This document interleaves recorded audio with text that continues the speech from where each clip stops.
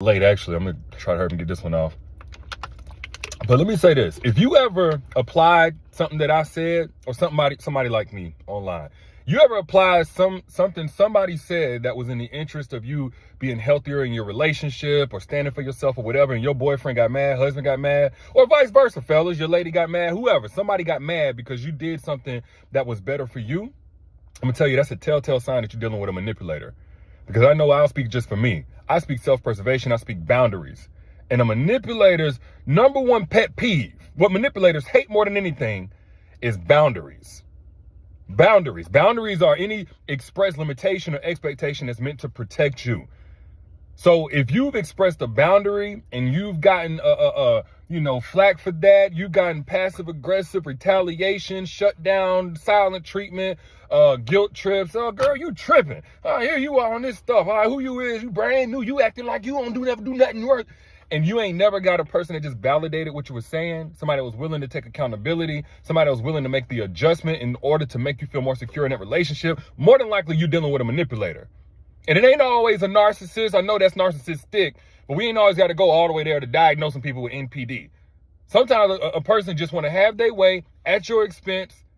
Sometimes they just want to be able to play in your face. They got comfortable doing it in the very beginning of the relationship. And now that you're trying to express that boundary, they got a problem with it. Or if you come in with your boundaries, you can expect to run off a manipulator. And again, that hate is going to express in many different ways. Sometimes it's passive, sometimes it's direct. Sometimes they just going to try to call you names or something like that. Sometimes they're going to try to play tit for tat, take something from you, try to make you uncomfortable because you made them uncomfortable. Stick to your boundaries. The only thing you're going to lose is a manipulator.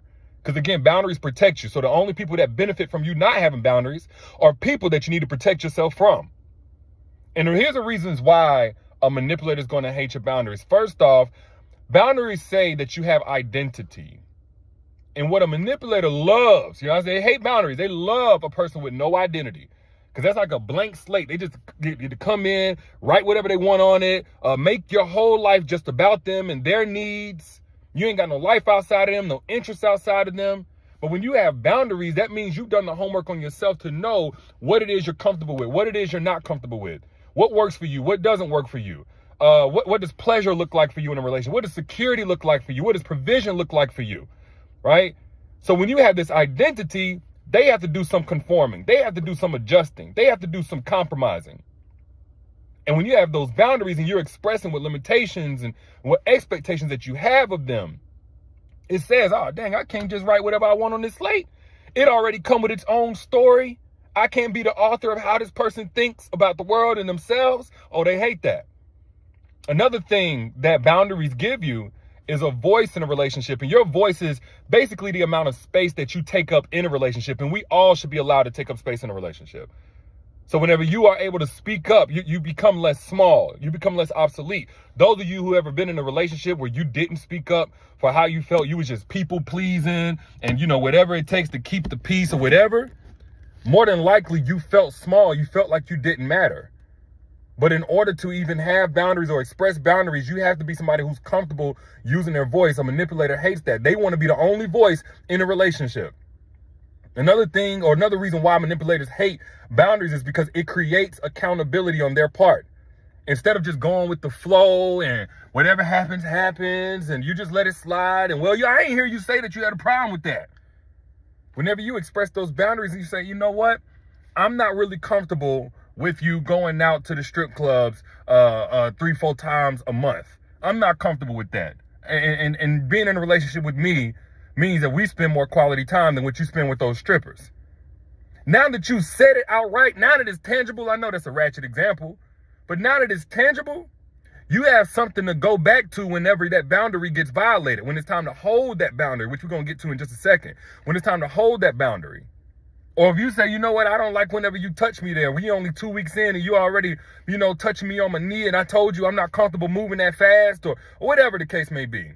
Now there's accountability there, right? So there's no more, well, I didn't know, sometimes you'll have a guy that, and I mean, this goes both ways, but sometimes you'll have a guy, he'll see that he's making you uncomfortable. He'll know in a general sense, anybody would be uncomfortable with what he's saying. He may be using certain words, certain language, calling you certain things, inviting you to his house for the very first date, etc. But because you have not expressed that this is a limitation for you, or that you have an expectation to go out on a real date, spend real quality time, now he can act like he can play dumb. Express boundaries prevent a person from playing dumb, right? And the last reason why a manipulator is going to hate your boundaries is because it says that you have confidence to leave that relationship. Should that boundary be violated repeatedly? Should there be no regard for your boundary? So the only way that you can even express and then hold the boundary, by the way, because that's very important, holding the boundary is enforcing the boundary. If this particular condition doesn't get met, I'm out. That's all about. Boundaries is basically your terms and conditions. The problem is a lot of y'all not only don't have terms and conditions, but you're dealing with people who don't have a warning label. But whenever you have those terms and conditions, regardless of their warning label, and they showing you stuff that ain't it, and you're willing to hold that boundary, a manipulator hates the confidence that you will actually leave them. Like, you know that you can do better without them. Not necessarily with somebody else, but by yourself. Having confidence to leave a manipulator says, I was doing just fine before you. Before I even knew you existed. So you can't do me any type of way. There's no just dependence, and my survival depends on you, and whatever you say, go. No. So for those who are holding a boundary now, don't get it confused, a boundary confused with an ultimatum. I used to be really against ultimatums, but really it's not the ultimatum per se. It's the fact that a lot of times an ultimatum, which is basically, hey, do this or else. An ultimatum typically follows a long-standing pattern of behavior of violating boundaries. And then there's this just one hard stand of, hey, right here, right now, I got the confidence.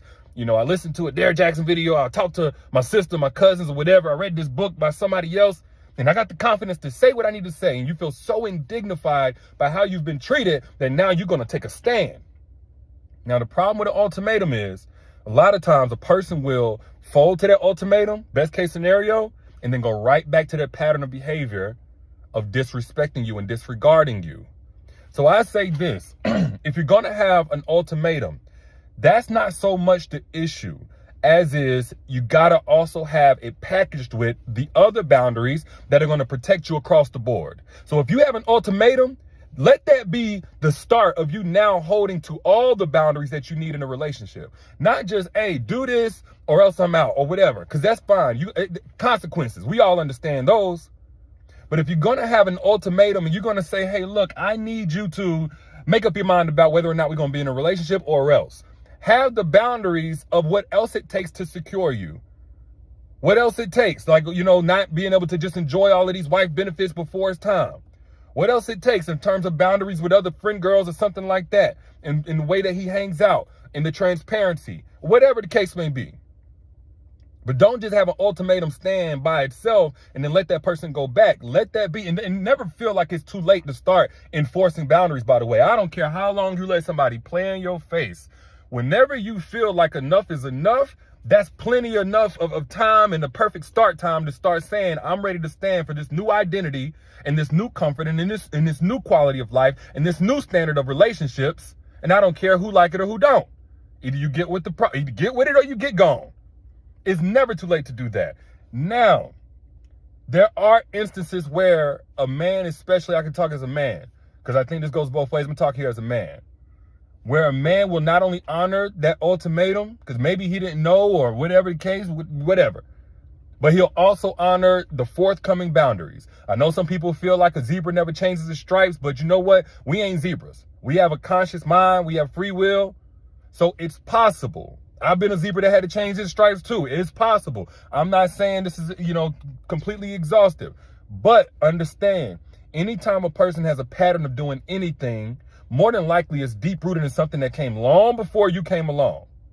So if that person isn't willing to do some really deep work to go to the deepest roots of why he acts the way that he does, thinks the way that he does, has played in your face the way that he does, there's a high likelihood that he's not going to get it right, especially if he's over the age of 30.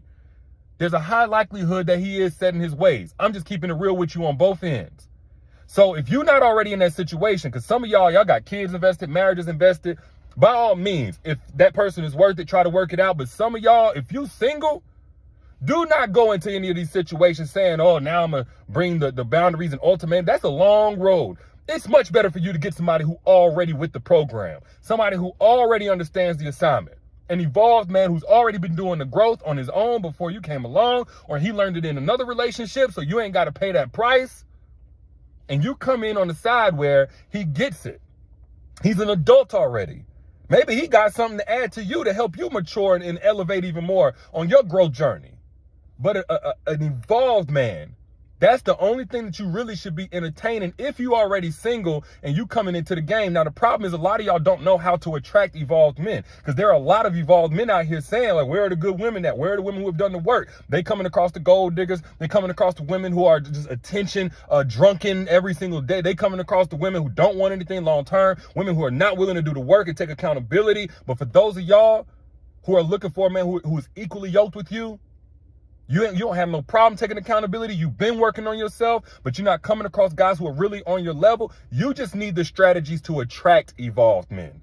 You already are what they're looking for. And if you don't know the strategies, I taught that for free in my masterclass, The Secrets to Making Evolved Men Crave You. So if you haven't gotten access to that masterclass yet, do yourself a favor and get access now. Again, it's free at the link. You see the link pinned right here? Hit that link right there. Hit that link right there. Go ahead and register. Come on back, or hit it in the caption, whatever. Get access to it. I break down how to recognize an evolved man and how to make multiple evolved men crave you so that you could choose the right one for you. But back to what I was saying. A manipulator hates boundaries. Even more than they hate boundaries, they hate when you hold to those boundaries, because you got to do both. And the only way you're going to hold to those boundaries, or even know what boundaries to set, is if you know your identity, you know who you are, you know whose you are, and you have the confidence to walk in that, even if it means walking away from somebody that you still love. But those are just my thoughts. I'm your internet big brother trying to look out for you. If you got something of value from this, hit the share button right now. Don't be selfish. Bless somebody else on your timeline if you got something from this message. And if you're in the market for an evolved man, those of y'all who are looking for an evolved man, or you think you might be dealing with one, and you want my strategies for free on how to make that evolved man or evolved men crave you, click the link that you see pinned right down here in the comments or in the caption whenever you back out. I'm going to drop gems on you for over an hour in this masterclass. Again, it's free.